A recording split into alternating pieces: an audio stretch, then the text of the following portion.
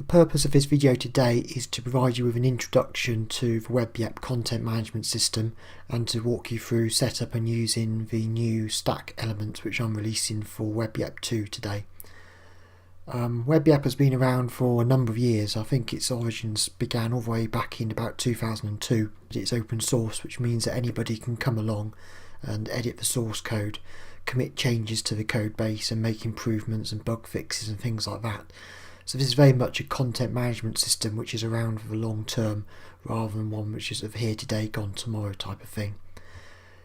Using WebYep is pretty straightforward and it's purposely a very simple content management system. There's no MySQL database or anything complicated like that.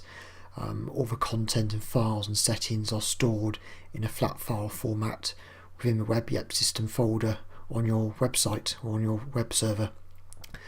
With that in mind, it's a very portable content management system. It's easy to keep it backed up. You can move websites between servers.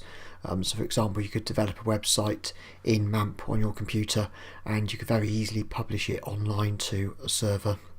Very popular in particular because it's available in different languages, so it's quite popular with multilingual users and anybody who has requirements for setting up a website which end users can easily log into and safely make content edits and changes themselves. It's available currently in two versions. You've got a free version and there's a commercial version. The WebYep stacks work with both the free and the commercial versions of WebYep. The free version, fully functioning, there's no time limits or anything like that. Difference with the commercial version is you've got the option to remove any sort of branding like WebYep logos, text and things like that. You've also got the option of using the Redactor rich text editor, which brings the capability of a simple file and image manager, an ability to drop images into rich text areas. But other than that, both the free and the commercial versions are pretty similar in terms of features and functionality. What you want to do to begin with is to come over here to the WebYep website and download the latest version of WebYep. And to do that, you just click on the green clone or download button. And WebYep downloads as a simple .zip package. Once you've opened the package onto your computer, you've got yourself a documentation folder and a WebYep system folder. If you've not used WebYep before, I strongly recommend you take a look at the documentation because it provides an excellent overview of what WebYep can do. And again, you've got the WebYep system folder, which is all the files required for your content management system. With regards to configuring the WebYep system, what you want to do is open the WebYep system folder and open the config-inc file in your preferred code editor. And within this file, this is where we can set the initial username and password for our content management system. And there's a couple of other settings in here you might want to change as well, relating to the branding, the type of image gallery lightbox used, and things like the address where the Redactor file manager should store files if you're using the commercial version of WebYep. Once you've got this configured, it's simply a case of uploading the entire WebYep system folder onto your web server, and this just goes into the root directory of your web server. So in most cases your root directory would be public_HTML, so you just put the WebYep system folder straight into there. And this is where WebYep will store all the settings and configuration, and it's also where your content and your images and things like that are stored as well once you're set up and you're starting to edit content on your website. Over here in RapidWeaver, I've gone ahead and added a new stacks page to my project, and I've put in and installed the WebYep stack elements. These are available from the stacks library. As you can see, you've got quite a large choice of WebYep stacks available. The most essential one is the WebYep Assistant, which will drag and drop into the page to begin with, and this puts some essential code into the page to enable these additional WebYep stacks to talk back to the main WebYep system folder in the root directory. Once I've put in our WebYep Assistant, and if I go ahead and just preview the page quickly, you'll see what it's done is to put some PHP code in preview mode here, and I'm just going to copy this code like this to my clipboard, and then I'm just going to go into the page inspector. I'm going to click on the prefix box, and I'm just going to paste in my PHP code in here. If you're going to be using WebYep on multiple pages of your website, in other words you're going to put it on every page, the other thing you can do is to go into your main system settings for the website, click on the code option, and again click on prefix here, and you can put in your WebYep code here. You see I've already had some in here already, but typically this is where you can also put the code if you want to. I'd recommend you just put it in one place or the other, so what I'll do now is I'll just go back to the main page here. I'll just take this out so I haven't got duplicate prefix code in the project. Next, what I'll do is to put in a login stack, and this will allow us to click a little padlock icon and actually log into the website in order to make our content changes. And then for the sake of this short example, I'm just going to put in a rich text stack. Many of these stacks are all configured in much the same way. Typically we have a field name which tells WebYep what this area of the editable content is to be called, so it can reference it within its own sort of internal database. We've got the option to make this global content, which means if I put this stack over onto multiple pages and it had the same field name, what I can effectively do is clone the same content over multiple web pages. The option to encode email just means that it converts any raw email addresses into obfuscated email addresses to limit the risk of spam bots getting hold of email addresses. We've got the options to customize the size of a modal window when you're logged in and you're editing the website. We've also got a nice new option to display dummy content in preview mode. If I just click on that, you can see that I've got some basic content here. I could go ahead and just add some more content if I wanted to. And what this option does is this is just a nice way to help you visualize the layout of pages within RapidWeaver Preview.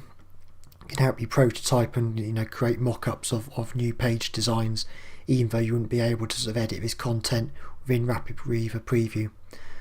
Within the main WebYep assistant stack, I can turn off the code in preview. I can also turn off the instructions for all the stacks, and we can also toggle the display of the dummy content if we want to in all the stacks.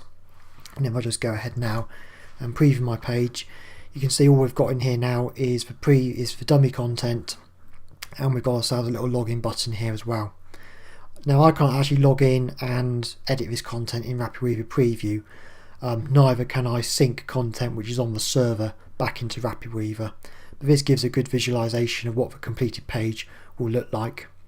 Today I'm just using my free blank theme from the Theme Flood website, hence there's no menu bar or anything displaying, but ordinarily the WebYep stacks work with just about any RapidWeaver theme and any sort of theme development framework you might be using in RapidWeaver. So it's a very flexible setup from that perspective. What I'll do is just to export this project page now onto my server, and I'll just give you a quick run through of how you'd log in and how you edit content. This is just a quick test site which I've published from RapidWeaver into MAMP. Initially, as you can see, there's not much showing on the page other than we've got a padlock here, which is our WebYep login. So I'm just going to go ahead and click on this and then log into our website. So password is admin per what I configured in the PHP file earlier. I haven't got a password set yet. And now I'm logging in. WebYep is just showing us the areas of the page which are editable, and in this case we've just got one area at the top here called rich text, which is editable. We can click on the little pen and paper icon and we get our rich text editor displayed. Now what I can do is start to go ahead and put in content into my website. So I'll just generate some paragraphs of dummy content. I can paste these straight in like so. I'm just going to close up a few of these gaps here.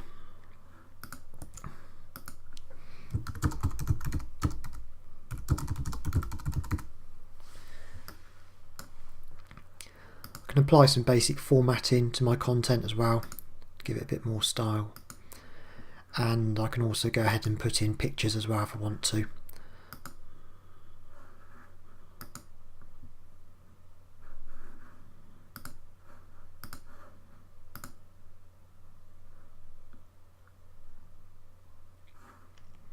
Pictures within the redactor text editor can be floated left or right. All I have to do is double click on the picture, click on edit and change its position. So I can change it to right. And at the same time in here you can also give it better alt attributes, which is good for search engine optimization.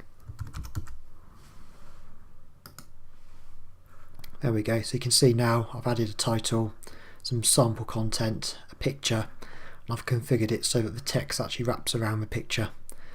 And then I can just go ahead and save my change. Click on the padlock to lock the changes in place and to save it all, and that's it finished. So you can see within just a matter of seconds you can put together quite a complicated page with different elements of text, headings, links, pictures, all sorts of things. And this system is very safe and easy for your clients to come in and edit, or if you prefer to edit content yourself remotely outside of RapidWeaver at any time, then this is a very nice system. I would openly agree that WebYep isn't quite as attractive as other CMS solutions and platforms on the market, but an important thing to remember is that WebYep has been around for a very long time. It's widely trusted and regarded as being a very safe, secure and stable platform. So it's very user friendly, it's very reliable, and like I say, there's not much to go wrong really with it. So if you want a quick and easy content management system for RapidWeaver, you want something which is very competitively priced, this is definitely a good solution to explore. I would strongly recommend that you download the free demo version of the WebYep stacks from the Stacks for Stacks website, and I would also suggest you download the free version of WebYep, read through the documentation, try it yourself either in MAMP or on a web server of your own.